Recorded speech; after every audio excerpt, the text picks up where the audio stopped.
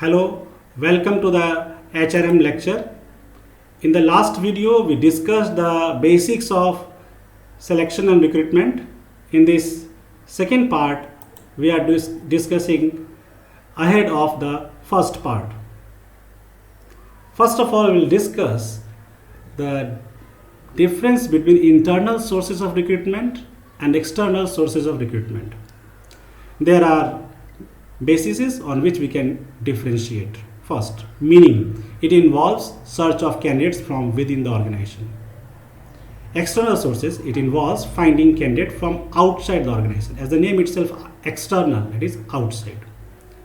Second point, economy. Internal source of recruitment is cheaper, but external source of recruitment is costly. Third point, motivation. If any company is doing internal recruitment, then existing staffs will be motivated. But in case of external, existing staffs are not motivated. Next point, time. Internal source of recruitment is a quick process, whereas external source of recruitment is time consuming process. Last point, choice. Internal source of recruitment is limited whenever we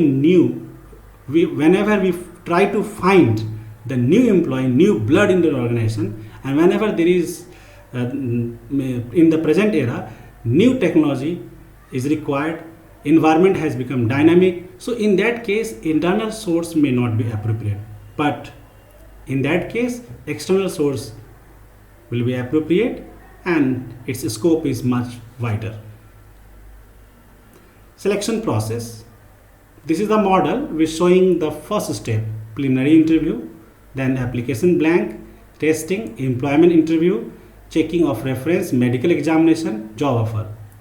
We should not keep in mind that this will be in the only sequential process. This sequence may change in case of job of army. In case of army, medical examination should be done first after application is received. But in the recruitment and selection process of assistant professor, medical examination will be at the end of the selection process or this is the second last step of the selection process. So this is the one model which shows how many steps will be taken. And this is the topic which is very uncommon and very popular, very useful nowadays, and this topic should be kept in mind while hiring the employees. The topic is selection strategy.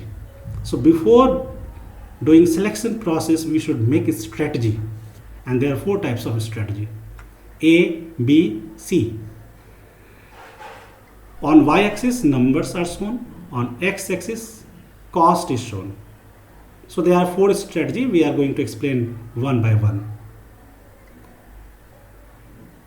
It is not necessary to go through all the steps in the selection procedure. Whatever I have discussed in the previous slide, that there are several processes of selection, but it is not necessary to go through all the steps.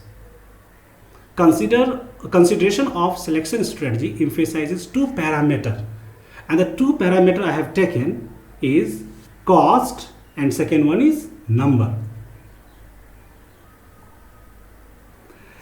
And these 2 parameters are, professionally we can say that vacancy ratio, number of candidates available for vacancy, and second is cost ratio, the probable cost of appointing an unsuitable candidate. We may consider 4 situations and probable solution for each. Situation A, situation B, situation C, and D. We just taken glance of the last big slide. First situation we are going to discuss in detail. In this situation, we find plenty of applicants. The cost of wrong selection is very low. The strategy should be to apply simple screening device such as application blank, short interview, etc., which are administrative convenient, technically sound, and involve minimum cost. So in this strategy, we will give more chance to the employee to apply, but in the initial stage we will screen out and then we will do further stage.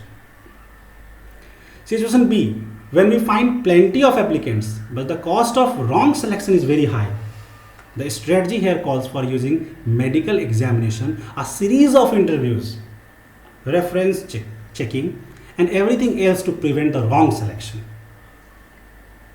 Third, there are few candidates, possibly not even as there are vacancies, but the cost of wrong selection is likely to be negligible. The strategy should be to take all of them. Suppose for the 5 post of assistant professor in zoology department, and only 2 candidates applied, and the chance of wrong selection is very low, so we should select all of them, because the number of vacancy was 5 and only 2 came for the interview, so we should select all of them. Last, situation D, there are few candidates but the cost of wrong choice is likely to be very high. There is no obvious strategy in this except possibly to pray for the guidance. So there are 4 strategies of selection, and while hiring, employer should keep in mind among 4 which one the case is, and therefore take a strategy according to that. Thank you very much. That is the end of today's lecture. In the next lecture we will discuss more about the HRM topic. Thank you.